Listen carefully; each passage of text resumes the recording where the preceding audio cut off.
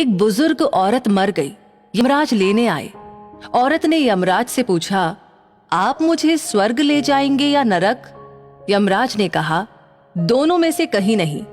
तुमने इस जन्म में बहुत ही अच्छे कर्म किए हैं, इसलिए मैं तुम्हें सीधे प्रभु के धाम ले जा रहा हूँ।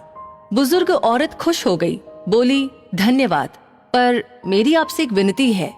मैंने यहाँ धरती पर सबसे बहुत स्वर्ग नरक के बारे में सुना है। मैं एक बार इन दोनों जगहों को देखना चाहती हूँ। यमराज बोले कि तुम्हारे कर्म अच्छे हैं, इसलिए मैं तुम्हारी ये इच्छा पूरी करता हूँ। चलो, हम स्वर्ग और नरक के रास्ते से होते हुए प्रभु के धाम चलेंगे। दोनों चल पड़े। सबसे पहले नरक आया। नरक में बुजुर्ग औरत ने जोर जोर से लोगों के रोने की आवाज सुनी। वहां नरक में सभी लोग दुबले पतले और बीमार दिखाई दे रहे थे। औरत ने एक आदमी से पूछा, यहाँ आप सब लोगों की ऐसी हालत क्यों है? आदमी बोला, तो और कैसी हालत होगी? मरने के बाद जब से यहाँ आए हैं हमने एक दिन भी खाना नहीं खाया। भूख से हमारी आत्माएं तड़प रही हैं। तभी बुजुर्ग औरत की नजर एक विशाल पतीले पर पड़ी, जो कि लोगों के कद से करीब 300 फुट ऊंचा होगा। उस पतीले के ऊपर एक विशाल चम्मच लटका हुआ था। उस पतीले में से बहुत ही शानदार खुशबू आ रही थी। बुजुर्ग औरत ने उस आदमी से पूछा, इस पतीले में क्या है? आदमी मायूस होकर बोला, ये पतीला बहुत ही स्वादिष्ट खीर से हर समय भरा रहता है। बुजुर्ग औरत ने हैरानी से पूछा, इसमें खीर है तो आप लोग पेट भर के ये खीर खाते क्यों नहीं? भूख से क्यों तड़प रहे हैं? आदमी रो रो कर बोलने लगा, कैसे खाए? ये पतीला 300 फुट ऊंचा है। हम में से कोई भी उस पतीले तक नहीं पहुंच पाता। बुजुर्ग औरत को उन पर तरस आ गया। सोचने लगी, बेचारे खीर का पतीला होते हुए भी भूख से बेहाल है। शायद ईश्वर ने उन्हें यही दंड दिया होगा। यमराज बुजुर्ग औरत से बोले, चलो हमें देर हो रही है। दोनों चल पड़े। कुछ दूर चलने पर स्वर्ग आया। वहां पर बुजुर्ग औरत को सबके हंसने खिलखिलाने की आवाज सुनाई दी। सब लोग बहुत खुश दिखाई दे रहे थे। उनको खुश देखकर बुजुर्ग औरत भी बहुत खुश हो गई। पर वहां स्वर्ग में भी बुजुर्ग औरत की नजर वैसे ही 300 फुट ऊंचे पतीले पर पड़ी, जैसा नरक में था। उसके ऊपर भी वैसा ही चम्मच लटका हुआ था। बुजुर्ग औरत ने वहां लोगों से पूछा, इस पतीले में क्या है? स्वर्ग के लोग बोले कि इसमें बहुत ही स्वादिष्ट खीर है।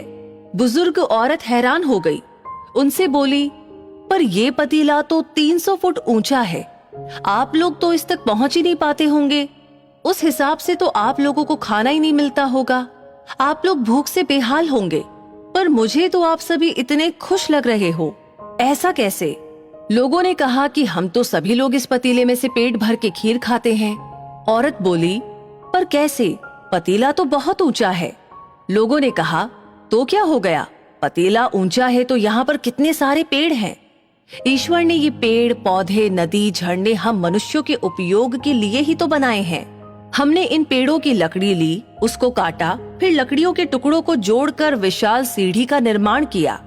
उस लकड़ी की सीढ़ी के सहारे हम पतीले तक पहुँचते हैं और सब मिलकर खीर का आनंद लेते हैं। बुजुर्ग औरत यमराज की तरफ देखने लगी। यमराज मुस्कुराए और बोले, ईश्वर ने स्वर्ग और नरक मनुष्यों के हाथों में ही सौंप रखा है। चाहे तो अपने लिए नरक बना ले, चाहे तो अपने लिए स्वर्ग। ईश्वर ने सबको एक समान हालातों में डाला है। उसके लिए उसके सभी बच्चे एक समान हैं। वो किसी से भेदभाव नहीं करता। वहां नरक में भी पेड़ पौधे सब थे, पर वो लोग खुद ही आलसी हैं। उन्हें खीर हाथ में चाहिए।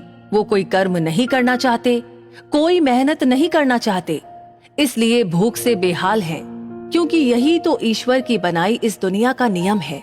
जो कर्म करेगा, मेहनत करेगा, उसी को मीठा फल खाने को मिलेगा। तो दोस्तों, यही आज का सुविचार है। स्वर्ग और नरक आपके हाथ में है। मेहनत करे, अच्छे कर्म करे और अपने जीवन को स्वर्ग बनाए। अगर ये वीडियो अच्छी लगी हो तो इसे शेयर जरूर करें और वीडियो से आपको क्या सीख मिली कमेंट बॉक्स में लिख करके अपनी राय जरूर दें। और ऐसी ही वीडियोस देखते रहने के लिए हमारे पेज को फॉलो करना न भूलें। धन्यवाद।